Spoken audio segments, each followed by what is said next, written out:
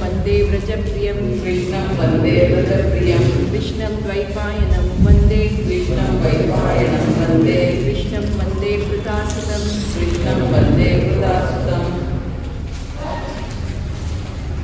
ನಾವೆಲ್ಲ ಅವಧೂತ ಗೀತೆ ಅಂತ ಏನಿದೆ ಅದು ಉದ್ದವರಿಗೆ ಕೃಷ್ಣ ಹೇಳಿರೋದನ್ನು ಕೇಳಿಸ್ಕೊಳ್ತೀವಿ. ಅಂದರೆ ಅವ್ರದೇ ಕುಲದಲ್ಲಿ ಯದುರಾಜ ಅಂತ, ಯದುರಾಜನಿಗೆ ಒಂದು ಅವಧೂತ ಸಿಕ್ಕಿ, ಅವಧೂತ ಏನೇನು ನಾನು ಕಲ್ತಿದ್ದೀನಿ, ಈ ಜಗತ್ತಲ್ಲಿ ನಾನು ಏನೇನು ಕಲ್ತಿದ್ದೀನಿ ಅನ್ನೋದನ್ನ ಹೇಳಿದ್ರು. ಹೀಗೆ ಉದ್ದವ ಈ ಕಥೆ ಕೇಳಿಸ್ಕೊಂಡು ಉದ್ದವ ಮುಂದೆ ಏನಾಗುತ್ತೆ ಅಂದರೆ, ಈ ಉದ್ದವನಿಗೆ ಕಥೆ ಹೇಳೋ ಮುಂಚೆ ಏನಾಗಿದೆ, ನಾನು ಇನ್ನೊಂದು ಇಲ್ಲಿ ಹಿಂದೆದು ಇನ್ನೊಂದು ಕಥೆ ಹೇಳಬೇಕು. ನಮಗೆ ಗೊತ್ತಾಯಿತು ಈಗ ಕೃಷ್ಣನಿಗೆ ದೇವತೆಗಳು ಬಂದು ನೆನಪು ಮಾಡಿಕೊಟ್ಟಿದ್ದಾರೆ, ನಿನ್ನ ಕಾರ್ಯ ಇಲ್ಲಿ ಮುಗಿತಾ ಇದೆ, ಕುರುಕ್ಷೇತ್ರ ಯುದ್ಧ ಆಗಿದೆ, ಈಗ ನೀನು ವಾಪಸ್ ಬರಬೇಕು ಅಂತಾಗ ಕೃಷ್ಣ ಏನು ಹೇಳೋದು, ನಾನು ವಾಪಸ್ ಬರಬೇಕು ನಿಜ, ಆದರೆ ನಾನು ಬರುವ ಮುಂಚೆ ಈ ಯಾದವ ಜನರು ಯಾರಿದ್ದಾರೆ ನನ್ನೊಟ್ಟಿಗೆ ಬಂದಿರೋರು ಇವರ ನಾಶವಾಗಬೇಕು, ಇವರೆಲ್ಲ ಹೋಗಬೇಕು, ಇವರೆಲ್ಲ ಇಲ್ಲಿದ್ದಷ್ಟು ತೊಂದರೆ ಅಂತೆಲ್ಲ ಯೋಚನೆ ಮಾಡಿರ್ತಾರಲ್ಲ ಕೃಷ್ಣ. ಇದ್ರ ಬಗ್ಗೆ ಒಂಚೂರು ಹೇಳಲೇಬೇಕು, ಯಾಕಂದರೆ ಅದು ಹೇಳಿದ್ಮೇಲೆ ಉದ್ದವ ಗೀತೆಯನ್ನು ಹೇಳಬೇಕು. ಎಲ್ಲ ಯಾದವರು ನಿಮಗೆ ಗೊತ್ತಿದೆ, ಸಾಂಬ ಅನ್ನೋ ಹುಡುಗ ಒಂದು ಹೆಣ್ಣಿನ ವೇಷವನ್ನು ಧರಿಸ್ಕೊಂಡ ಋಷಿಮುನಿಗಳು ಪ್ರವಾಸ ಕ್ಷೇತ್ರಕ್ಕೆ ಇಲ್ಲಿ ಬಂದು ಅಲ್ಲಿ ಕೇಳಿದ ಅವ್ರ ಮುಂದೆ ವೇಷ ಮಾಡಿಸ್ಕೊಂಡು ಹೋಗಿ ಇವನು ಗರ್ಭಿಣಿ, ಇವನಿಗೆ ಯಾವ ಮಗು ಆಗತ್ತೆ ಅಂತ ಕೇಳಿರ್ತಾರೆ. ಆಗ ಇವರೆಲ್ಲ ಸೇರಿ ಋಷಿಗಳಿಗೆ ಎಲ್ಲ ಗೊತ್ತಾಗಿ ಅವ್ರು ಏನು ಹೇಳ್ತಾರೆ, ಅವನಿಗೆ ಹುಟ್ಟುವ ಒಂದು ಕಬ್ಬಿಣದ ಸಲಾಕೆ ಏನು ಹುಟ್ಟತ್ತೆ ಅದರಿಂದನೇ ಈ ಯಾದವ ಕುಲ ನಾಶವಾಗುತ್ತೆ ಅಂತ ಶಾಪ ಕೊಟ್ಟಿರ್ತಾರೆ. ಅದೇ ರೀತಿ ಈ ಶಾಪ ಇವ್ರು ಬರ್ತಾರೆ, ಇವ್ರಿಗೆಲ್ಲ ಭಯ ಆಗತ್ತೆ, ಸಾಂಬನಿಗೆ ಆ ಬಟ್ಟೆ ಎಲ್ಲ ತೆಗೆದು ನೋಡ್ತಾರೆ, ಆವಾಗ ಅವನು ಮೈಯಿಂದ ಒಂದು ಕಬ್ಬಣದ ಸಲಾಕೆ ಬೀಳತ್ತೆ. ಆ ಸಲಾಕೆ ಬಿದ್ದಾಗ ಉಗ್ರಸೇನರಿಗೆ ಇದೆಲ್ಲ ಗೊತ್ತಾಗತ್ತೆ. ಅವ್ರೇನು ಮಾಡ್ತಾರೆ, ಆ ಕಬ್ಬಿಣದ ಸಲಾಕೆಯನ್ನು ಪುಡಿ ಮಾಡಿಬಿಟ್ಟು ಸಮುದ್ರಕ್ಕೆ ಬಿಸಾಕಿರ್ತಾರೆ. ಅದು ಬಿಸಾಕಿರೋದು ಏನಾಗಿರುತ್ತೆ, ಅದು ವಾಪಸ್ ಬಂದು ಅದು ಅಲ್ಲಿ ಹುಲ್ಲು ಬೆಳ್ಕೊಂಡಿರುತ್ತೆ.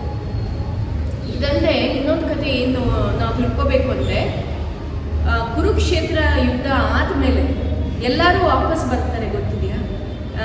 ಆಗ ಭೀಮಸೇನ ಎಲ್ಲ ವಾಪಸ್ ಬರ್ತಾರೆ. ಭೀಮಸೇನ ಇವರೆಲ್ಲ ವಾಪಸ್ ಬಂದಾಗ ಧೃತರಾಷ್ಟ್ರದ ಹತ್ರ ಹೋಗೋ ಮುಂಚೆ ಕೃಷ್ಣ ಏನು ಹೇಳ್ತಾರೆ, ಭೀಮಸೇನ ನೀನು ಅವನನ್ನು ಧೃತರಾಷ್ಟ್ರ ಅವನನ್ನು ನೀನು ಆಲಿಂಗನ ಮಾಡ್ಕೋಬಾರ್ದು, ಫಸ್ಟು ಒಂದು ಸ್ಟ್ಯಾಚ್ಯೂ, ಭೀಮಸೇನನ ಸ್ಟ್ಯಾಚ್ಯೂವನ್ನು ಅವ್ರ ಮುಂದೆ ಇಡ್ತಾರೆ. ಧೃತರಾಷ್ಟ್ರಕ್ಕೆ ಕಣ್ಣಿಲ್ಲ, ಆ ಭೀಮಸೇನನ ಸ್ಟ್ಯಾಚ್ಯೂ ಏನು ಮಣ್ಣಲ್ಲಿ ಮಾಡಿರ್ತಾರೆ ಇಲ್ಲ, ಅದನ್ನು ತಪ್ಪಿಕೊಂಡಾಗ ಅದು ಅವನ ಪವರಿಗೆ ಫುಲ್ ಪುಡಿ ಆಗೋಗುತ್ತಂತೆ. ಅದೇ ಯೋಚನೆ ಮಾಡಿ, ಅಲ್ಲಿ ಭೀಮನಿದ್ರೆ ಭೀಮನ ಪ್ರಾಣ ಅಲ್ಲಿ ಹೋಗ್ತಾ ಇತ್ತು ಅಂತ. ಅದಕ್ಕೆ ಕೃಷ್ಣ ಇದನ್ನು ಮುಂಚೆನೇ ಯೋಚನೆ ಮಾಡಿ ಈ ರೀತಿ ಮಾಡಿರ್ತಾರೆ. ಹೀಗೆ ಎಲ್ಲರೂ ವಾಪಸ್ ಬಂದಿದ್ದಾರೆ ಯುದ್ಧ ಮುಗಿಸ್ಕೊಂಡು. ಆಗ ಕೃಷ್ಣನು ಅಲ್ಲಿಗೆ ಬರ್ತಾನೆ, ಧೃತರಾಷ್ಟ್ರ ಮತ್ತು ಗಾಂಧಾರಿಯನ್ನು ಭೇಟಿ ಹೋಗ್ತಾ ಇದ್ದಾರೆ. ಆಗ ಗಾಂಧಾರಿ ಏನು ಮಾಡ್ತಾಳಂತೆ, ಕೃಷ್ಣನನ್ನು ಮಾತಾಡ್ತಾಳಂತೆ.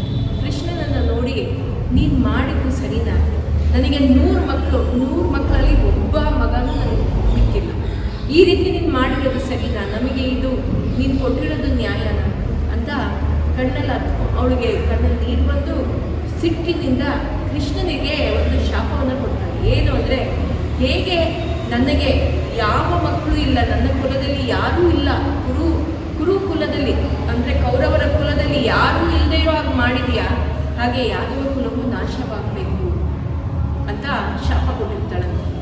ಕೃಷ್ಣ ಅಲ್ಲಿ ಒಬ್ಬಳು ನಕ್ಕು ಬಿಟ್ಟು, ನನ್ನ ಕಾರ್ಯ ಈಸಿ ಮಾಡಿದೆ ತಾಯಿ. ಆ ಶಾಪದಿಂದ ಅವನಿಗೆ ಅವನ ಕಾರ್ಯ ಈಸಿ ಆಯಿತು. ಯಾಕಂದರೆ ಅವನೊಟ್ಟಿಗೆ ಎಷ್ಟು ಜನ ಬಂದಿದ್ದಾರೆ, ಯಾದವ ಕುಲಕ್ಕೆ ಎಷ್ಟು ಜನ ಅವನೊಟ್ಟಿಗೆ ಈ ಕುಲಕ್ಕೆ ಬಂದಿದ್ದಾರೆ, ಅವ್ರನ್ನೆಲ್ಲ ಹೇಗೆ ಅವರೆಲ್ಲ ಅವ್ರ ಭಕ್ತರು, ಅವ್ರನ್ನೆಲ್ಲ ಹೇಗೆ ಅವನು ನಾಶ ಮಾಡೋದು ಅನ್ನೋದು ಅವನಿಗೆ ದೊಡ್ಡ ಯೋಚನೆ ಆಗಿತ್ತಂತೆ. ಈ ತಾಯಿಯ ಶಾಪ ಅವನಿಗೆ ಒಂಥರ ವರವಾಯಿತು. ಆ ಶಾಪನೂ ಈಗ ಕಲಿಸ್ಬೇಕು. ಆದ್ದರಿಂದ ಯಾದವ ಕುಲದವರಿಗೆ ಎಲ್ಲರೂ ಒಮ್ಮೆ ಕೂತ್ಕೊಂಡು ಎಲ್ಲ ಅಲ್ಲಿ ಮಾತಾಡ್ತಾ ಇದ್ದಾಗ ಕೃಷ್ಣ ಹೇಳ್ತಾನಂತೆ, ನಾವೆಲ್ಲ ಪ್ರವಾಸ ಕ್ಷೇತ್ರಕ್ಕೆ ಹೋಗೋಣ. ಪ್ರವಾಸ ಕ್ಷೇತ್ರ ಯಾವುದು ಅಂದರೆ, ಅಲ್ಲಿ ಚಂದ್ರನಿಗೆ ಕ್ಷಯರೋಗ ಬಂದಿತ್ತು. ಆ ಕ್ಷಯರೋಗಕ್ಕೆ ಅವನು ಆ ಕ್ಷೇತ್ರಕ್ಕೆ ಬಂದು ಅಲ್ಲಿ ಕೂತ್ಕೊಂಡು ತಪಸ್ಸು ಮಾಡಿ ಅವನು ಕ್ಷಯರೋಗವನ್ನು ನಿವಾರಣೆ ಮಾಡ್ಕೊಂಡಿದ್ದ. ಶಿವನ ವರದಿಂದ ನಾನು ನಿಮಗೆ ಶಿವಪುರಾಣದಲ್ಲಿ ಇದನ್ನು ಹೇಳಿದ್ದೀನಿ. ಆದ್ದರಿಂದ ಆ ಸ್ಥಳ ತುಂಬ ಮಹತ್ತರವಾದದ್ದು. ಅಲ್ಲಿ ನದಿ ಏನಿದೆ, ಆ ನದಿ ಸೋಮ ಸರೋವರವಂತ ಅದನ್ನು ಏನು ಹೇಳ್ತಾರೆ, ಅಲ್ಲಿಗೆ ಹೋಗಿ ನಾವು ಸ್ನಾನ ಮಾಡಿ ಎಲ್ಲ ಅಲ್ಲಿ ನಮ್ಮ ಕೆಲಸ ಕಾರ್ಯಗಳನ್ನು ದೇವರಿಗೆ ನಮ್ಮ ಭಕ್ತಿಯನ್ನು ತೋರಿಸ್ಕೊಂಡು ಬರೋಣ ಅಂತ ಹೇಳಿ ಕೃಷ್ಣ ಎಲ್ಲರನ್ನ ಕರ್ಕೊಂಡು ಹೋಗ್ತಾರಂತೆ. ಕೃಷ್ಣ ಬಲರಾಮ ಇಬ್ಬರು ಅಲ್ಲಿಗೆ ಹೋಗಿದ್ದಾರೆ. ಮತ್ತು ಅವರ ಎಲ್ಲ ಯಾದವ ಕುಲದ ಗಂಡ ಮಕ್ಕಳು ಎಲ್ಲರೂ ಅಲ್ಲಿಗೆ ಬಂದಿದ್ದಾರೆ. ಎಲ್ಲರೂ ಬರ್ತಾರೆ, ಎಲ್ಲ ಏನು ಬೇಕು ಊಟ ತಿಂಡಿ ಎಲ್ಲ ತಿಂತಾರೆ, ಅವ್ರ ಕಾರ್ಯಗಳು ಏನಿದೆ ಅದನ್ನೆಲ್ಲ ಮುಗಿಸ್ಕೋತಾರೆ. ಆಮೇಲೆ ಕುಡಿಯೋದನ್ನೆಲ್ಲ ಶುರು ಮಾಡ್ತಾರೆ. ಕುಡಿತಾರೆ. ಎಷ್ಟು ಕುಡಿತಾರೆ ಅಂದರೆ ಅವರ ಇದು ಇಂಟಾಕ್ಸಿಕೇಶನ್ ಲೆವೆಲ್ ತುಂಬ ಜಾಸ್ತಿ ಹೋಗುತ್ತೆ. ಮದ ತುಂಬ ಜಾಸ್ತಿ ಏರಿ ಒಬ್ರನ್ನೊಬ್ರು ಅಲ್ಲಿ ಹೊಡ್ಕೊಳಕ್ಕೆ ಶುರು ಮಾಡ್ತಾರೆ. ಅವರಲ್ಲೇ ಹೊಡೆತ, ಅವರಲ್ಲೇ ಯುದ್ಧ. ಒಬ್ರನ್ನೊಬ್ರು ಅವ್ರು ಹೊಡ್ಕೊಂಡು ಅವರಲ್ಲಿ ಇರೋ ಅಸ್ತ್ರ ಏನಿದೆ ಅದನ್ನ ಎತ್ಕೊಂಡು ಶುರು ಮಾಡ್ತಾರಂತೆ. ಆ ಅಸ್ತ್ರ ಎಲ್ಲ ಕೈಯಿಂದ ಬಿಟ್ಟು ಹೋಗುತ್ತಂತೆ ಅವ್ರಿಗೆ. ಯಾವಾಗ ಆ ಅಸ್ತ್ರಗಳ ಕೈಯಿಂದ ಬಿಟ್ಟು ಹೋಯ್ತು, ಆ ಪ್ರವಾಸ ಕ್ಷೇತ್ರದಲ್ಲಿ ಏನಾಗಿದೆ, ಆ ಸಮುದ್ರದಲ್ಲಿ ಏನು ಪುಡಿ ಮಾಡಿ ಹಾಕಿರ್ತಾರೆ ಅದು ವಾಪಸ್ ಬಂದು ಆ ಕಬ್ಬಿಣದ ಶಿಲಾಕ್ಕೆ ವಾಪಸ್ ಬಂದು ಅಲ್ಲಿ ಆ ಮಣ್ಣಲ್ಲೆಲ್ಲ ಒಂದು ಹುಲ್ಲು ಕಡ್ಡಿಯಾಗಿ ಬೆಳೀತು. ಆ ಹುಲ್ಲು ಕಡ್ಡಿ ಎಷ್ಟು ಶಾರ್ಪ್ ಆಗಿತ್ತು ಅಂತ ಹೇಳಿದ್ರೆ ಇವರೆಲ್ಲ ಅದನ್ನು ಮುಟ್ಟಿ ಅದನ್ನೇ ಎತ್ಕೊಂಡು ಯುದ್ಧವನ್ನು ಮಾಡ್ತಾರೆ. ಅದನ್ನೇ ಎತ್ಕೊಂಡು ಯುದ್ಧ ಮಾಡ್ತಾರೆ. ಆ ಯುದ್ಧ ಅಂದರೆ ಜಗಳ ಆಡೋದು. ಆ ಜಗಳ ಆಡೋ ಸಮಯಕ್ಕೆ ಕರೆಕ್ಟಾಗಿ ಆ ಹುಲ್ಲು ಕಡ್ಡಿ ಅಲ್ಲಿ ಇದ್ದಿದ್ದನ್ನ ಎತ್ಕೊಂಡು ಹೊಡಿತಾ ಇದ್ದಾಗ ಒಬ್ರೊಬ್ರು ಸತ್ತೋಗ್ತಾ ಇದ್ರು. ಈ ರೀತಿ ಇಡೀ ಯಾದವ ಕುಲ ಅಲ್ಲಿ ನಾಶವಾಯಿತು. ಯಾರ್ಯಾರು ಅಂದರೆ ಕೃಷ್ಣನ ಮಕ್ಕಳು ಕೂಡ, ಪ್ರದ್ಯುಮ್ನ, ಸಾಂಬ, ಇವರು ಅಲ್ಲಿ ಅವ್ರ ಪ್ರಾಣವನ್ನು ಬಿಟ್ಟರು. ಅದಲ್ಲದೆ ಅನಿರುದ್ಧ ಕೃಷ್ಣನ ಮೊಮ್ಮಗ.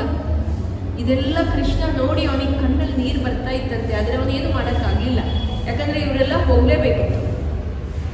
ಬಲರಾಮ ಕೂಡ ದೂರದಿಂದ ಇದನ್ನೆಲ್ಲ ನೋಡಿ ಅವನಿಗೂ ಏನು ಮಾತಾಡಬೇಕು ಅನ್ನೋಂತ ಆಗ್ತಾ ಇಲ್ಲ. ಯಾಕಂದರೆ ಇವರೆಲ್ಲ ಅವ್ರ ಅವ್ರ ಕಡೆಯವರು, ಅವರ ಸ್ನೇಹಿತರು, ಅವರ ಸಂಬಂಧಿಕರು, ಅವರೆಲ್ಲ ಅವರ ಪ್ರಾಣವನ್ನು ತ್ಯಾಗ ಮಾಡ್ತಾ ಇದ್ದಾರೆ. ಇದನ್ನು ನೋಡಿ ಬಲರಾಮನಿಗೂ ಸಹಿಸಕ್ಕಾಗಲಿಲ್ಲ. ಆಗ ಬಲರಾಮ ಏನು ಮಾಡ್ತಾನಂತೆ, ಕೃಷ್ಣನನ್ನ ಬಂದು ನಮಸ್ಕಾರ ಮಾಡಿ ಅದೇ ಕ್ಷೇತ್ರದಲ್ಲಿ ಕೂತ್ಕೊಂಡು ತಪಸ್ಸು ಮಾಡ್ತಾನೆ. ಅಲ್ಲೇ ತಪಸ್ಸು ಮಾಡಿ ಅವನ ಪ್ರಾಣವನ್ನು ಅವನು ಬಿಡ್ತಾನೆ. ಅಂದರೆ ಅವನು ಬಿಳಿಯ ಒಂದು ಸರ್ಪವಾಗಿ ಪ್ರಾಣವನ್ನು ಬಿಟ್ಟು ಹೋಗ್ತಾನೆ ಅಂತ ಹೇಳಿದ್ದಾನೆ. ಹೀಗೆ ಬಲರಾಮನು ಅವನ ಪ್ರಾಣವನ್ನು ಬಿಟ್ಟಿದ್ದಾನೆ. ಕೃಷ್ಣ ಈಗ ಇಡೀ ಯಾದವ ಕುಲವು ನಾಶವಾಗಿದೆ. ಅಲ್ಲಿಂದ ವಾಪಸ್ ಬರ್ತಾ ಇದ್ದಾನೆ. ಮನಸ್ಸು ತುಂಬ ಭಾರವಾಗಿದೆ ಕೃಷ್ಣನಿಗೆ. ವಾಪಸ್ ಬರ್ತಾನೆ. ಆಗ ಉದ್ದವ ಅತಿಯಾದ ಭಕ್ತ, ಅವನಿಗೇನೂ ಆಗಿಲ್ಲ. ಅವನು ಅಲ್ಲಿಗೆ ಬರ್ತಾನೆ ಮತ್ತೆ ಕೃಷ್ಣನ ಹತ್ರ ಬಂದು, ನೀನಂತೂ ಈಗ ಹೊರಡೋದು ಅಂತ ತಯಾರಾಗೋಗಿದೆ. ನೀನು ಹೋಗ್ತಾ ಇದೆಯಾ, ಆದರೆ ನನ್ನನ್ನು ನೀನು ಬಿಟ್ಟಿರೋದಕ್ಕೆ ಆಗೋದಿಲ್ಲ. ಏನು ಮಾಡಬೇಕು, ನಾನು ಹೇಗಿರೋದು ನಿನ್ನನ್ನು ಬಿಟ್ಟು ಅಂತ ಹೇಳಿದಾಗ ಅವಧೂತ ಗೀತೆಯನ್ನು ಹೇಳಾಯಿತು. ಈಗ ಮುಂದೆ ಕೃಷ್ಣ ಹೇಳ್ತಾರಂತೆ ಉದ್ದವ ಗೀತೆ ಅಂತ ಹೇಳ್ತಾರೆ. ಇದು ಉದ್ದವ ಗೀತೆಯ ಮಹಿಮೆ ಮತ್ತು ಮಹತ್ವ ಏನು ಅಂದರೆ, ಉದ್ದವ ಗೀತೆ ಆ್ಯಕ್ಚುಲಿ ಭಗವದ್ಗೀತೆಯಿಂದ ದೊಡ್ಡದಂತೆ. ಭಗವದ್ಗೀತೆಯಲ್ಲಿ ನಮಗೆ 700 ಶ್ಲೋಕಗಳಿದೆ, ಆದರೆ ಉದ್ದವ ಗೀತೆಯಲ್ಲಿ ನಮಗೆ 1000 ಶ್ಲೋಕಗಳಿದೆ. ಆ ಉದ್ದವ ಗೀತೆಯಲ್ಲಿ ನಮ್ಮ ಜೀವನದ ಶೈಲಿ ಹೇಗಿರಬೇಕು, ನಾವು ಹೇಗಿರಬೇಕು, ಮತ್ತು ನಮ್ಮಲ್ಲಿ ಇದೇ ಉದ್ದವ ಗೀತೆಯಲ್ಲಿ ಹಂಸಾವತಾರದ ಕಥೆಯನ್ನು ಹೇಳಿದ್ದಾರೆ. ಭಗವಂತ ಹಂಸಾವತಾರವನ್ನು ಎತ್ಕೋತಾನೆ, ಅವನು ಪಡಿತಾನೆ. ಆ ಹಂಸಾವತಾರವನ್ನು ಪಡ್ಕೊಂಡು ಬರ್ತಾನೆ ಒಂದ್ಸಲ. ಯಾಕೆ ಅಂದರೆ ಬ್ರಹ್ಮನಿಗೆ ಉದ್ಧಾರ ಮಾಡೋದಕ್ಕೆ ಆ ಹಂಸ ಅವತಾರದ ಕಥೆಯನ್ನು ಇಲ್ಲಿ ಹೇಳ್ತಾರೆ. ಈ ಉದ್ದವ ಗೀತೆಯಲ್ಲಿ ನಮಗೆ ಬರೋದು ಏನು, ಇಲ್ಲಿ ಉದ್ದವ ಗೀತೆ ಯಾಕೆ ನಮಗೆ ಇಂಪಾರ್ಟೆಂಟ್, ಯಾಕಂದರೆ ಉದ್ದವ ಗೀತೆಯಲ್ಲಿ ನಮಗೆ ನಮ್ಮ ಜೀವನದ ಶೈಲಿ, ನಮ್ಮ ಸಾಮಾನ್ಯ ಜನರಿಗೆ ಏನೇನು ಬೇಕು, ನಾವು ಹೇಗಿರಬೇಕು, ಅದನ್ನೆಲ್ಲ ಈ ಉದ್ದವ ಗೀತೆಯಲ್ಲಿ ಅವರು ಡೀಟೇಲ್ ಆಗಿ ಕೊಟ್ಟಿದ್ದಾರೆ. ಈ ಉದ್ದವ ಗೀತೆ ನಾನು ಫುಲ್ ಇನ್ ಡೆಪ್ತ್ ಹೋಗೋಕ್ಕಾಗಲ್ಲ, ಯಾಕಂದರೆ ಅದು ತುಂಬ ತತ್ವಗಳು. ತುಂಬ ತತ್ವ ಅಂದರೆ ಎಷ್ಟು ತತ್ವ ಅಂದರೆ ಅದರಲ್ಲಿ ಕೆಲವೊಂದು ನನಗೂ ಅಷ್ಟೊಂದು ಅರ್ಥ ಆಗಲಿಲ್ಲ. ಯಾಕಂದರೆ ಅದೆಲ್ಲ ಗುರು ಮೂಲಕ ನಾವು ಇನ್ನೂ ಜಾಸ್ತಿ ತಿಳ್ಕೋಬೇಕು. ಯಾಕಂದರೆ ಅದರಲ್ಲಿ ಅದು ಮತ್ತು ನಮಗೂ ಆ ಅರ್ಹತೆ ಇರಬೇಕು. ಯಾಕಂದರೆ ಅದೆಲ್ಲ ತಿಳ್ಕೋಬೇಕು ಅಂದರೆ ನಮಗೂ ಆ ಅರ್ಹತೆ ಇದ್ದರೆ ಮಾತ್ರ ಅದು ನಮಗೆ ತಿಳ್ಕೊಳ್ಳೋಕ್ಕಾಗತ್ತೆ ಅಂತ ಇಲ್ಲಿ ಹೇಳಿದ್ದಾರೆ. ಈ ಉದ್ದವ ಗೀತೆಯಲ್ಲಿ ಸಂಕ್ಷಿಪ್ತವಾಗಿ ಹೇಳಬೇಕು ಅಂದರೆ ಮೇನು ಬರೋದು ಯಾವ್ಯಾವ ಕಥೆಗಳು, ಏನೇನು ಕಥೆಗಳು ಅನ್ನೋದಕ್ಕಿಂತ ಯಾವ ತತ್ವಗಳು ಬರುತ್ತೆ, ಈ ತತ್ವಗಳು ನಮ್ಗೆ ಯಾಕೆ ಇಂಪಾರ್ಟೆಂಟು, ಯಾಕೆ ನಾವು ಇದ್ರ ಬಗ್ಗೆ ಎಲ್ಲ ತಿಳ್ಕೋಬೇಕು ಅಂತ ಇಲ್ಲಿ ಹೇಳಿದ್ದಾರೆ. ಈ ಉದ್ಧವ ಗೀತೆಯಲ್ಲಿ ಬರೋದು ಮೇನ್ ನಾನು ಹೇಳೋದೇನೆಂದರೆ ಹಂಸ ಉಪಾಖ್ಯಾನ ಅಂತ ಬರುತ್ತೆ. ಹಂಸ ಉಪಾಖ್ಯಾನ ಅಂದರೆ ಇಲ್ಲಿ ಆ ಹಂಸ ರೂಪದಲ್ಲಿ ಬಂದು ಬ್ರಹ್ಮನಿಗೆ ಏನು ಉಪದೇಶ ಕೊಟ್ಟಿದ್ದಾನೆ, ಆತ್ಮಜ್ಞಾನದ ಬಗ್ಗೆ ಉಪದೇಶ. ಇಲ್ಲಿ ಇನ್ನೊಂದು ಅದಕ್ಕೆ ಏನು ಹೇಳ್ತಾರೆ ಅಂದರೆ ಬ್ರಹ್ಮವಿದ್ಯೆ ಅಂತ ಹೇಳ್ತಾರೆ.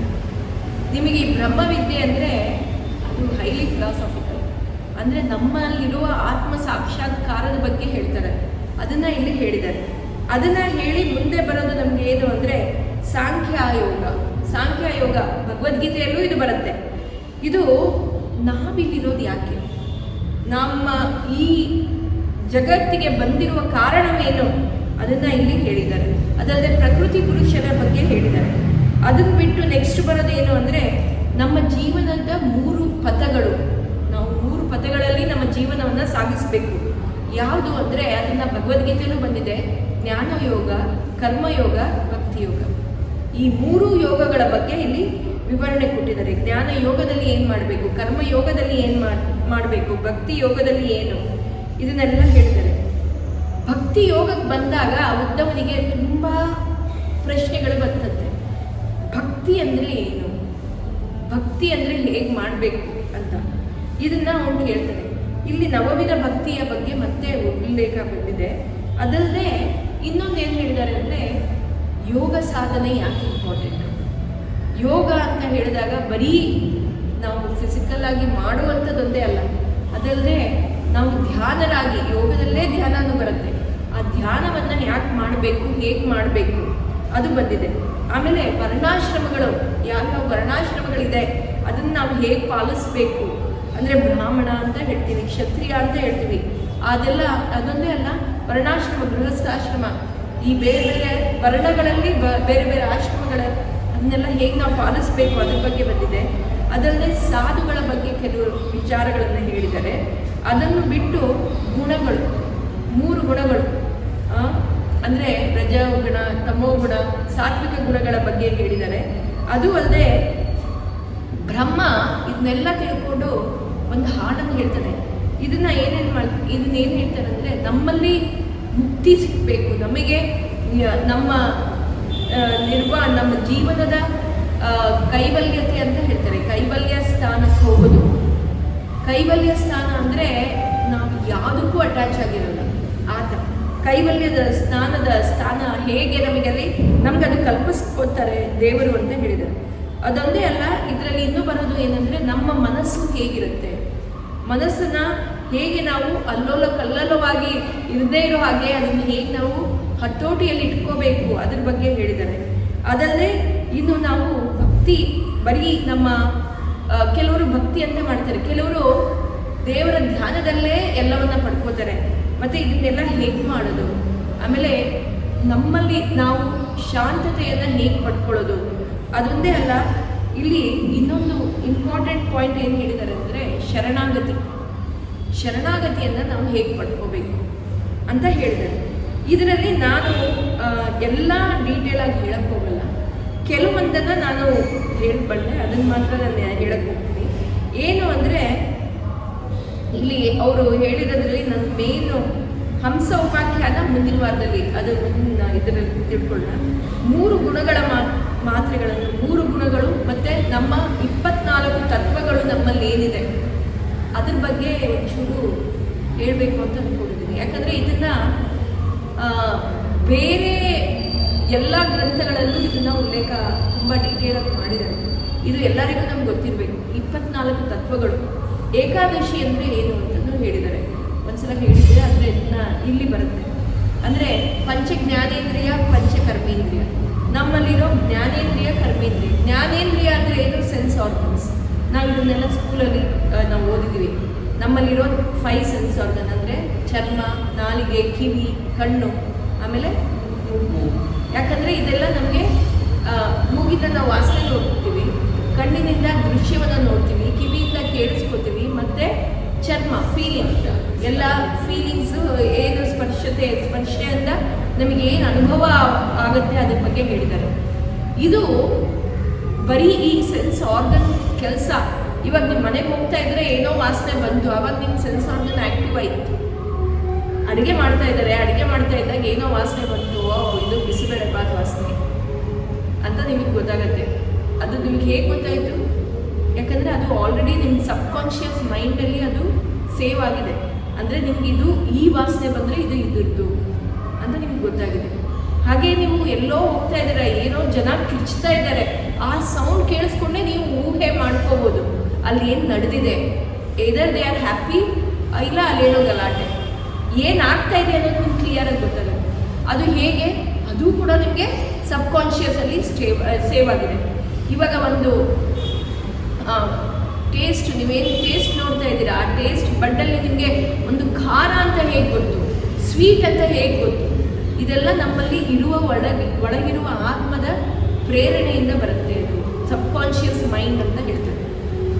ನಾವು I am also NLP practitioner, ಅಂದರೆ ನ್ಯೂರೋ ಲಿಂಗ್ವಿಸ್ಟಿಕ್ ಪ್ರೋಗ್ರಾಮ್ ಅಂತ ಹೇಳ್ತೀವಿ. ಇದರಲ್ಲಿ ಏನು ಮಾಡ್ತೀವಿ ಅಂದರೆ ನಮ್ಮ ಸಬ್ಕಾನ್ಷಿಯಸಲ್ಲಿ ಏನು ಸೇವ್ ಆಗಿದೆ ಅದನ್ನು ನಾವು ಹೇಗೆ ಚೇಂಜ್ ಮಾಡ್ಬೋದು ಅಂತ ಅದನ್ನು ಮಾಡ್ತೀವಿ. ಅದರಲ್ಲಿ ಅಂದರೆ ಕೆಲವು ಘಟನೆಗಳು ಒಂಥರ ಸೇವ್ ಹೋಗಿರುತ್ತೆ. ಆ ಘಟನೆಯನ್ನು ನಾವು ಅದನ್ನು ಚೇಂಜ್ ಮಾಡಬೇಕು. ಅದನ್ನೆಲ್ಲ ಕೆಲವೆಲ್ಲ ಡಿಲೀಟ್ ಮಾಡಬೇಕು. ಆ ಡಿಲೀಟ್ ಮಾಡೋದಕ್ಕೆ ಅವ್ರಿಗೆ ಆಗಲ್ಲ. ಅದನ್ನು ನಾವು ಅವ್ರಿಗೆ ಹೆಲ್ಪ್ ಮಾಡಿ ಚೇಂಜ್ ಮಾಡ್ತೀವಿ. ಅದನ್ನು ಇಲ್ಲಿ ಈ ಉದ್ಧವ ಗೀತೆಯಲ್ಲಿ ಕೃಷ್ಣ ಹೇಳಿದ ಅದನ್ನೇ ಇವರೆಲ್ಲ ಬೇರೆ ಬೇರೆ ಸೈನ್ಸ್ ಅಂತ ಹೇಳಿ ಈಗ ಅದನ್ನೆಲ್ಲ ತಂದಿದ್ದಾರೆ. ಮೆಡಿಟೇಷನ್ ಮಾಡೋದು, ಆ ಹೀಲಿಂಗು, ಈ ಹೀಲಿಂಗು ಅಂತೆಲ್ಲ ಹೇಳ್ತಾರೆ. ಅದೆಲ್ಲ ನಮ್ಮ ಕೃಷ್ಣ ಮುಂಚೆನೇ ಹೇಳ್ಬಿಟ್ಟಿದ್ದಾರೆ. ನಮ್ಮ ಎಲ್ಲ ಪುರಾಣದ ಕಥೆಯಲ್ಲಿ ಇದೆಲ್ಲ ಇದೆ. ಆ ಮನಸ್ಸನ್ನು ನಾವು ಕಂಟ್ರೋಲಲ್ಲಿ ಇಟ್ಕೋಬೇಕು. ಹೀಗೆ ಪಂಚೇಂದ್ರಿಯನಲ್ಲಿ ಕರ್ಮ ಅಂದರೆ ಕೆಲವು ಕಾರ್ಯಗಳು ಏನೇನು ಮಾಡಬೇಕು ಅದೆಲ್ಲ ಅದು ಕರ್ಮೇಂದ್ರಿಯಗಳು ಮಾಡ್ತಾ ಇರುತ್ತೆ. ಹಾಗೆ ಜ್ಞಾನೇಂದ್ರಿಯ ಅಂದರೆ ಅದಕ್ಕೆ ಜ್ಞಾನ ಇದೆ. ಆ ಜ್ಞಾನೇಂದ್ರಿಯಗಳು ಏನು ಮಾಡುತ್ತೆ? ಕರ್ಮೇಂದ್ರಿಯ, ಜ್ಞಾನೇಂದ್ರಿಯ, ಈ ಪಂಚಭೂತಗಳು ಅದರ ಕಾರ್ಯಗಳನ್ನು ಮಾಡ್ತಾ ಇದೆ. 5 senses are doing its work. ಹಾಗೆ ಅದು ಕಾರ್ಯನೂ ಮಾಡಬೇಕು. ಅದಲ್ಲದೆ ಈ ಮನಸ್ಸು ಎಲ್ಲ ಹತೋಟಿಯಲ್ಲಿ ಇಟ್ಕೊಳ್ಳೋದೇ ಏಕಾದಶಿಯ ದಿವಸ. ಆ ದಿವಸ ನಾವು ಅದನ್ನೆಲ್ಲ ಹತೋಟಿಯಲ್ಲಿ ಇಟ್ಕೋಬೇಕು. ಅದಲ್ಲದೆ ಈ ಸರೌಂಡಿಂಗ್ಸಲ್ಲಿರುವ ಪಂಚಭೂತಗಳ ತನ್ಮಾತ್ರಗಳು, ಇದು ಕೂಡ ನಾವು 24 ತತ್ವಗಳಲ್ಲಿ ಇವೆಲ್ಲ ಬರುತ್ತೆ. ಇದ್ರ ಬಗ್ಗೆ ಎಲ್ಲ ಡೀಟೇಲಾಗಿ ಹೇಳಿದ್ದಾರೆ. ಇದನ್ನು ಏನು ಹೇಳಿದ್ದಾರೆ ಅಂದರೆ, ನಾವೆಲ್ಲ ನಮ್ಮ ಕಾರ್ಯಗಳಲ್ಲಿ ಏನು ಮಾಡ್ತಾ ಇದ್ದೀವಿ, ಈ 26 ತತ್ವಗಳು, ಈ 24 ತತ್ವಗಳು, ಅದನ್ನೆಲ್ಲ ಏನು ಹೇಳಿದೆ, 24, 26 ಅಂತ ಕೆಲವರು ಹೇಳ್ತಾರೆ. ಮನಸ್ಸು, ಬುದ್ಧಿ ಅದೆಲ್ಲ ಸೇರಿಸಿದ್ದಾರೆ. ಮನಸ್ಸು ಬುದ್ಧಿನೂ ಸೇರಿಸಿ ಅದು ತತ್ವಗಳು ಅಂತ ಹೇಳಿದ್ದಾರೆ. ಈ ತತ್ವವನ್ನೆಲ್ಲ ನಾವು ಹೇಗೆ ಅದನ್ನು ನಾವು ಮ್ಯಾನೇಜ್ ಮಾಡ್ತೀವಿ ಅನ್ನೋದನ್ನ ಇಲ್ಲಿ ಉದ್ಧವ ಗೀತೆಯಲ್ಲಿ ಅದನ್ನು ಹೇಳಿದ್ದಾರೆ. ಇದಲ್ಲದೆ ಇನ್ನೊಂದು ಏನು ಹೇಳಿದ್ದಾರೆ ಅಂದರೆ ಗುಣಗಳು. ನಮ್ಮಲ್ಲಿರೋ ಈ 3 ಗುಣಗಳನ್ನು ನಾವು ಹೇಗೆ ಸಂಭಾಳಿಸಬೇಕು. ಇವಾಗ ಭಾಗವತ ಕೇಳಿಸ್ಕೋಬೇಕು ಅನ್ನೋದು ಸತ್ವಗುಣ. ಅದು ನೀವು ಇಲ್ಲಿ ಬಂದಿರೋದು ಸತ್ವಗುಣ. ನಿಮ್ಮಲ್ಲಿ ಸತ್ವಗುಣ ಹೆಚ್ಚಾಗಿದೆ. ಕೆಲವರು ಕೇಳಿಸ್ಕೊತಾನೆ ಇರ್ತಾರೆ, ಹಾಗೆಯೇ ನಿದ್ದೆ, ಎಸ್ಪೆಷಲಿ ಈ ಥರದ ಮಾತುಗಳು ಯಾವಾಗ ಕೇಳಿಸ್ಕೊತಾ ಇದ್ದೀವಿ ಆಗ ನಿದ್ದೆಗಳು ಬರೋದು ಜಾಸ್ತಿನೇ. ಅದು ಸಾಮಾನ್ಯವಾಗಿರುವಂಥದ್ದು.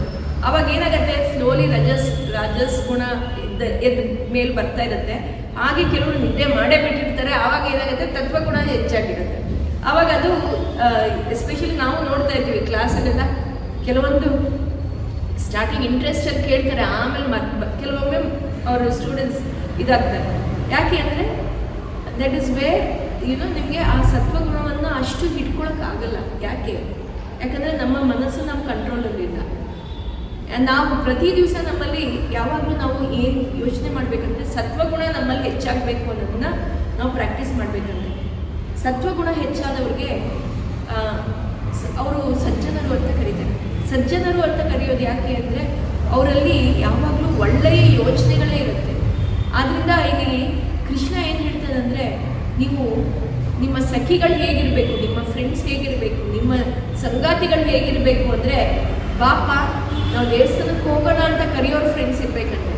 ಬಾರೋ ನಾವು ಕ್ಲಬ್ಗೆ ಹೋಗೋಣ, ಇವತ್ತು ಬಾರ್ ಹೋಗೋಣ ಅನ್ನೋ ಫ್ರೆಂಡ್ಸ್ ಇರಬಾರ್ದು. ಆ ಥರ ಫ್ರೆಂಡ್ಸ್ ಇದ್ದಷ್ಟು ನಾವೇನಾಗ್ತೀವಿ, ಯಾವ ಕಡೆ ಹೋಗ್ತೀವಿ, ಸತ್ವಗುಣದ ಕಡೆ ಹೋಗ್ತೀವ, ತತ್ವಗುಣ ಕಡೆ.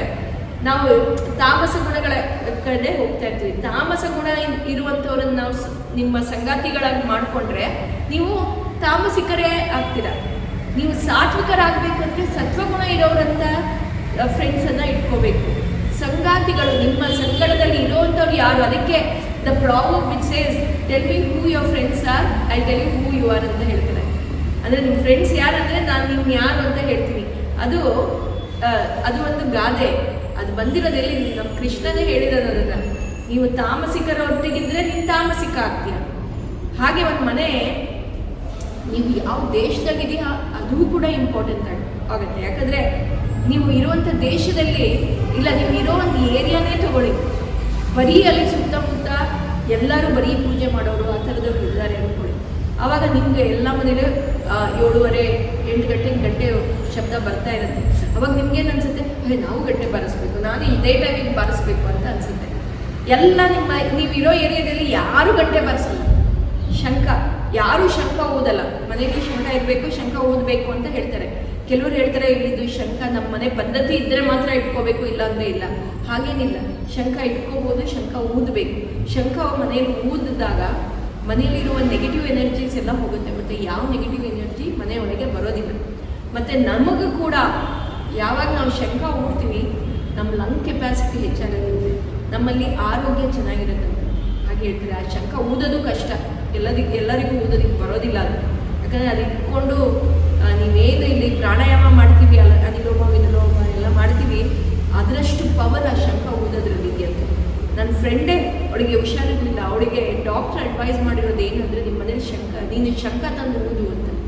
ಶಂಖ ಊದಿದಾಗ ನಿಮಗೆ ಆರೋಗ್ಯ ಸ್ವಲ್ಪ ಕಂಟ್ರೋಲಿಗೆ ಬರುತ್ತೆ ಅಂತ ಹೇಳಿದ್ದಾರೆ. ಆ ರೀತಿ ಶಂಖಕ್ಕಿರೋ ಪವರು. ನಾವೇನು ಮಾಡ್ತೀವಿ, ಆ ಶಂಖ ಊದಿದ್ರೆ ಜೋರು ಶಬ್ದ ಬರುತ್ತೆ. ಇವಾಗ ನೀವಿರೋ ಏರಿಯಾದಲ್ಲಿ ಯಾರ ಮನೇಲೂ ಶಂಖ ಊದಲ್ಲ, ಯಾರ ಮನೇಲೂ ಗಂಟೆ ಬಾರಿಸಲ್ಲ ಅಂದ್ಕೊಳ್ಳಿ. ಫಸ್ಟ್ ಡೇ ಜೋರಾಗಿ ಶಂಖ ಊದ್ತೀರ, ಅಕ್ಕಪಕ್ಕ ಇರೋರೆಲ್ಲ ಏನು ನಿಮ್ಮ ಮನೇಲಿ ಇಷ್ಟು ಬೆಳಗ್ಗೆನೇ ಎಷ್ಟು ಗಲಾಟೆ ಅಂತಾರೆ. ಸರಿ, ನೆಕ್ಸ್ಟ್ ಡೇ ಅಯ್ಯೋ ಎಲ್ಲರೂ ಕೂಗಾಡ್ತಾರಪ್ಪ, ಸ್ವಲ್ಪ ಜೋರಾಗಿ ಊದೋದು ಬೇಡ, ಮೆತ್ತಿಗೆ ಊಡ್ತೀರ. ಮತ್ತೆ ನೆಕ್ಸ್ಟ್ ಡೇ ಅಯ್ಯೋ ಯಾರು ಊದಲ್ಲ, ನಾನು ಮಾತ್ರ ಯಾಕೆ ಊದಬೇಕು. ಆಮೇಲೆ ನೆಕ್ಸ್ಟ್ ಏನು ಮಾಡ್ತೀರಾ, ಇನ್ನೂ ಮೆತ್ತಿಗೆ. ಆಮೇಲೆ ಸರಿ ದೇವ್ರ ಮನೇಲಿ ಪೂಜೆ ಮಾಡೋಣ ಅಂತ ಹೇಳ್ಬಿಟ್ಟು ದೇವ್ರ ಮನೇಲಿ ಇಟ್ಬಿಡ್ತೀರ. ಆಮೇಲೆ ಅದು ಅಲ್ಲಿಗೆ ಮುಗ್ದೋಗುತ್ತೆ. ಹಾಗೆ ನೀವಿರುವ ವಾತಾವರಣ ಎಂಥದ್ದು ಅಂತ ಹೇಳ್ತೀರ, ಆ ಥರ ವಾತಾವರಣದಲ್ಲಿ ನೀವು ಇರಬೇಕು. ಆ ಥರ ವಾತಾವರಣವನ್ನು ನೀವು ಸ್ವೀಕಾರ ಮಾಡಬೇಕು, ನೀವು ಆ ಥರದನ್ನು ಕ್ರಿಯೇಟ್ ಮಾಡ್ಕೋಬೇಕು ಅಂತ ಹೇಳ್ತಾರೆ. ನಿಮ್ಗೆ ಇಷ್ಟ ಇದೆಯೋ ಇಲ್ವೋ ಆ ಥರದ್ದೇ ನೀವು ಕ್ರಿಯೇಟ್ ಮಾಡಬೇಕು. ಅದೇ ನೀವು ನೋಡಿ, ನಿಮ್ಮ ಫ್ರೆಂಡ್ಸು, ನೀವು ನಿಮ್ಮ ಫ್ರೆಂಡ್ಸಿಗೆ ನೀವು ಹೇಳಿ, ಇವಾಗಲೇ ನಿಮಗೆ ಉದಾಹರಣೆ, ಭಾಗವತ ಕೇಳಬೇಕು ಇಲ್ಲ ಯೋಗ ಮಾಡಬೇಕು ಅಂತ ಎಲ್ಲರಿಗೂ ಮನಸ್ಸಿಗೆ ಅವ್ರಿಗೆ ಬರಬೇಕು. ನೀವು ಹೇಳ್ತಾ ಇದ್ದೀರಾ, ಆದರೂ ಅವ್ರು ಬರ್ತಾ ಇಲ್ಲ, ನಾವೇನು ಮಾಡೋಕ್ಕಾಗತ್ತೆ ಅಂತೀರ. ಇದು ನಿಮ್ಮ ಕಾರ್ಯ ನೀವು ಮಾಡಿದ್ದೀರ, ಆದರೆ ಅದು ಅವರಲ್ಲೂ ಆ ಗುಣ ಹೆಚ್ಚಾಗಬೇಕು ಅಂತ ಹೇಳೋದು.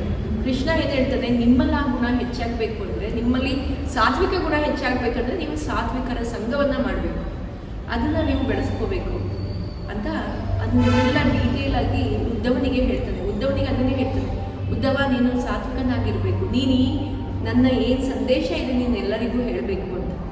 ಹೀಗೆ ಸಾಂಖ್ಯ ಯೋಗ ಮತ್ತು ಭಕ್ತಿ ಮಾರ್ಗ ಅನ್ನು ತುಂಬ ಡೀಟೇಲಾಗಿ ಕೃಷ್ಣ ಹೇಳಿದರು. ಭಕ್ತಿ ಅಂದರೆ ಏನು, ದೇವರ ಸ್ಮರಣೆ ಹೇಗೆ ಮಾಡಬೇಕು, ದೇವರನ್ನು ನಾವು ಹೇಗೆ ನಮಸ್ಕಾರ ಮಾಡಬೇಕು, ನನ್ನನ್ನು ನೀನು ಹೇಗೆ ಪಡಿಬೇಕು. ಎಲ್ಲರೂ ಏನು ಮಾಡ್ತಾರೆ, ದೇವಸ್ಥಾನಕ್ಕೆ ಹೋದರೆ ದೇವರೇ ನನಗೆ ಅದು ಕೊಡು, ಇದು ಕೊಡು, ಇದು ಕೊಡು, ಅದು ಕೊಡು, ಅದನ್ನೇ ನೀನು ಕೊಡಬೇಕು, ಇದನ್ನೇ ನೀನು ಕೊಡಬೇಕು, ಅದನ್ನು ಹೇಳ್ಬೇಡ. ಮತ್ತು ಇನ್ನೊಂದು ನಮ್ಮಲ್ಲಿರೋ ಒಂದು ಕೆಟ್ಟ ಭಾವನೆ ಎಲ್ಲರಲ್ಲಿ ಇರುವಂಥದ್ದು ಏನು ಅಂದರೆ, ನೀವೆಲ್ಲ ಏನು ಮಾಡ್ತಾ ಇಲ್ಲ ಉದ್ದವ, ನೀನೇನೂ ಮಾಡ್ತಾ ಇಲ್ಲ, ನಾನು ನಿನ್ನಲ್ಲಿ ನಿಂತು ಆ ಕೆಲಸವನ್ನು ಮಾಡಿಸ್ತಾ ಇದ್ದೀನಿ. ಆದರೆ ನೀವೇ ಹೇಳ್ಕೊಳ್ಳೋದೇನು ಎಲ್ಲ ಕಡೆ, ನಮ್ಮಲ್ಲೆಲ್ಲ ಅವನಿದ್ದಾನಂತೆ, ಎಲ್ಲರಲ್ಲೂ ಅವನಿದ್ದಾನೆ, ಅವನೇ ಬಂದು ನಾನೇನು ಕೆಲಸ ಮಾಡಬೇಕೋ ಅದು ಅವನು ಮಾಡಿಸ್ತಾ ಇದ್ದಾನೆ. ನಾನಿಲ್ಲಿ ಹೇಳ್ತಾ ಇಲ್ಲ, ಅವನು ನನ್ನಲ್ಲಿ ಕೂತ್ಕೊಂಡು ಅದನ್ನು ಹೇಳಿಸ್ತಾ ಇದ್ದಾನೆ ಅಷ್ಟೇ. ಆದರೆ ನಾವೇನು ಹೇಳ್ತೀವಿ, ನಾನು ಹೇಳಿದೆ, ನಾನು ಮಾಡಿದೆ, ನಾನು ನಾನು ನಾನು ಅನ್ನೋದನ್ನು ಎಷ್ಟು ಈಗೋ ಇಸ್ ಸೋ ಮಚ್ ಅಂತ ಹೇಳ್ತಾರೆ. ಎಲ್ಲರೂ ಏನಾದರೂ ಮಾಡಿದ್ರೆ ಅದು ನಾನು ಮಾಡಿದ್ದು. ಮನೇಲಿ ಏನಿಲ್ಲ, ದೇವಸ್ಥಾನದಲ್ಲಿ ಒಂದು ಲೈಟ್ ಕೊಟ್ಟರೆ ಕಾಂಟ್ರಿಬ್ಯೂಟೆಡ್, ಆ ಲೈಟಲ್ಲಿ ಫುಲ್ ಅದೇ ಪೇಂಟು, ಲೈಟಲ್ಲಿ ಬೆಳಕೆ ಬರಬಾರ್ದು, ಹಂಗಿರುತ್ತೆ. ಆ ರೀತಿ ಮಾಡಿರ್ತಾರೆ. ಯಾಕಂದರೆ ನಾನು ಅನ್ನೋದು ಹೆಚ್ಚಾಗಿರುತ್ತೆ. ಅದನ್ನು ನೀನು ಬಿಡಬೇಕು, ಅದನ್ನು ಬಿಟ್ಟು ನೀನು ಭಕ್ತಿ ಮಾಡಬೇಕು. ದೇವರೇ, ನಾನಿವತ್ತು ಹೇಳ್ತಾ ಇದ್ದೀನಿ, ನಿಮ್ಮ ಮೂಲಕ ನಾನು ಹೇಳಿಸ್ತಾ ಇದ್ದೀನಿ. ನಾವು ಏನೇ ಪ್ರತಿ ಸಲನೂ ಹೇಳಿದ್ದೀನಿ, ಈಗಲೂ ಹೇಳ್ತೀನಿ. ನೀವು ಅಡುಗೆ ಮಾಡ್ತಾ ಇರಬೇಕಾದ್ರು, ಊಟ ಮಾಡ್ತಾ ಅಡುಗೆ ಮಾಡ್ತಾ ಇದ್ರೇನು ಕೃಷ್ಣ ಅಂತ ಹೇಳಿ ಅಡುಗೆ ಮಾಡಿ. ಕೃಷ್ಣ ನಿಮಗೋಸ್ಕರ ನಾನು ಮಾಡ್ತಾ ಇದ್ದೀನಿ ಅಂತ ಹೇಳಿ. ನೀವು ಉಪ್ಪು ಜಾಸ್ತಿ ಹಾಕಿದ್ರು ಇಲ್ಲ ಖಾರ ಜಾಸ್ತಿ ಆಗಿದ್ರು ನಿಮ್ಮ ಬಾಯಿಗೆ ಅದು ರುಚಿಯಾಗತ್ತೆ. ಯಾಕಂದರೆ ಅವನಲ್ಲಿ ಬಂದು ನಿಂತಿರ್ತಾನಂತೆ, ಓ ಅವಳು ನನಗೋಸ್ಕರ ಮಾಡಿದಾಳಪ್ಪ, ನನ್ನ ಹೆಸರು ಹೇಳಿ ಮಾಡಿದಾರೆ ಇವಳು, ಅದು ಹೇಗಿದ್ರು ಅದು ರುಚಿಯಾಗೇ ಇರಬೇಕು ಅವ್ರಿಗೆ ಅಂತ ಅವನು ಅದನ್ನು ಮಾಡಿಸ್ತಾನಂತೆ.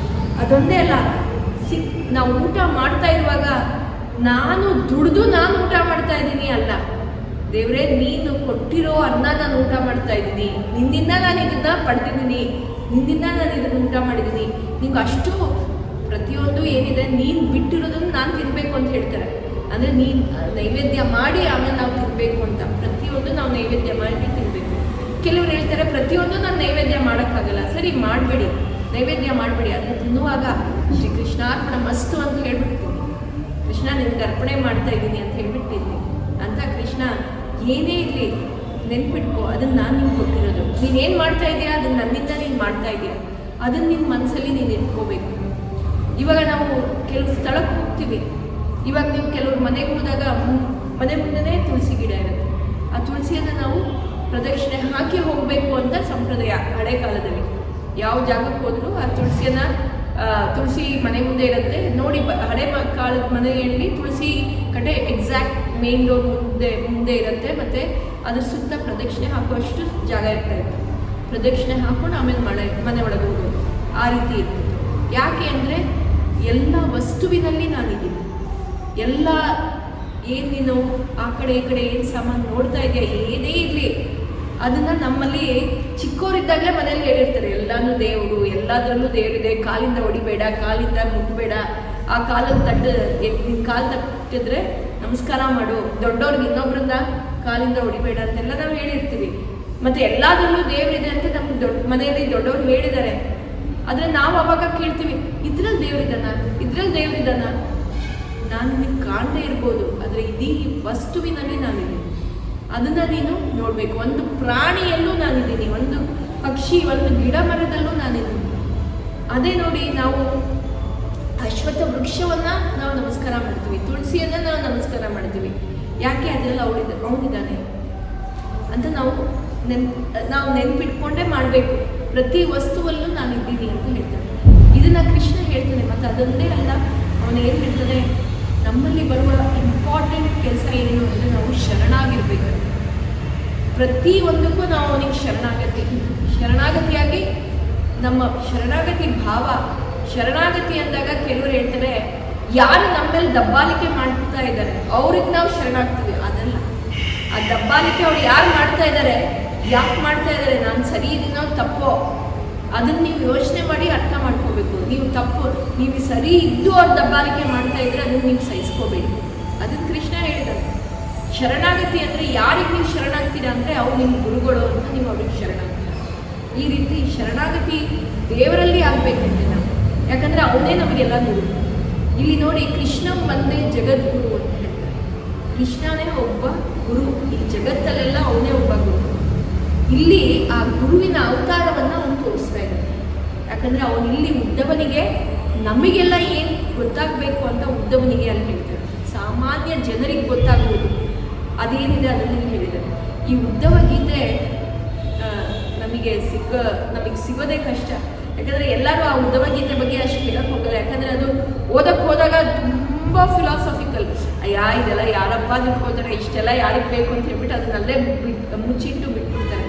ಬಟ್ ಇದನ್ನು ನಾವು ತಿಳ್ಕೋಬೇಕು. ಅದಕ್ಕೆ ನಾನು ಅದನ್ನ ಅಷ್ಟು ಫಿಲಾಸಫಿಕಲ್ ಆಗಿ ಹೇಳಕ್ಕೆ ಹೋಗ್ತಾ ಇಲ್ಲ. ಕೆಲವೊಂದನ್ನೆಲ್ಲ ನಾವು ಯಾವ್ಯಾವ ಪಾಲಿಸ್ಬೋದು ಅದನ್ನು ಹೇಳ್ತೇವೆ. ಹೀಗೆ ಮುಂದಿನ ವಾರದಲ್ಲಿ ನಾವು ಹಂಸ ಅವತಾರದ ಬಗ್ಗೆ ಏನು ಮಾಡಿದ್ದಾರೆ, ಕೃಷ್ಣ ಬಂದು ಬ್ರಹ್ಮನಿಗೆ ಏನು ಉಪದೇಶ ಕೊಟ್ಟರು, ಬ್ರಹ್ಮಗೀತೆ ಅದನ್ನೊಂಥರ ಈ ಉದ್ದವ ಗೀತೆನ ಮಹಾಗೀತೆ ಅಂತಲೂ ಕರೀತಾರೆ. ಯಾಕಂದರೆ ಇದು ಅಷ್ಟು ಮಹತ್ತರವಾದದ್ದು. ಕೃಷ್ಣ ಇದನ್ನು ಹೇಳಿದ್ದು ಯಾವ ಸಮಯದಲ್ಲಿ ಅಂದರೆ ಭಗವದ್ಗೀತೆ ಹೇಳಿದ್ದು ವಾರ್ ಫೀಲ್ಡಲ್ಲಿ, ಅಂದರೆ ಕುರುಕ್ಷೇತ್ರ ಯುದ್ಧದ ಜಾಗದಲ್ಲಿ ಹೇಳಿದ್ದು. ಅದು ಅವಸರಕ್ಕೆ ಹೇಳಿದ್ದಂತೆ ಕೃಷ್ಣ. ಅವಸರವಾಗಿ ಅಂದರೆ ಸ್ಟ್ರೆಸ್, ಅಂದರೆ ಈಗಿನ ಕಾಲದಲ್ಲಿ ನಾವು ಹೇಳೋ ಮಾತು ಅಂದರೆ ಆ ಸ್ಟ್ರೆಸ್ ಕ್ರಿಯೇಟ್ ಆಗಿದ್ದು ಆ ಸಮಯದಲ್ಲಿ ಅದನ್ನು ಹೇಳಿದ್ದು.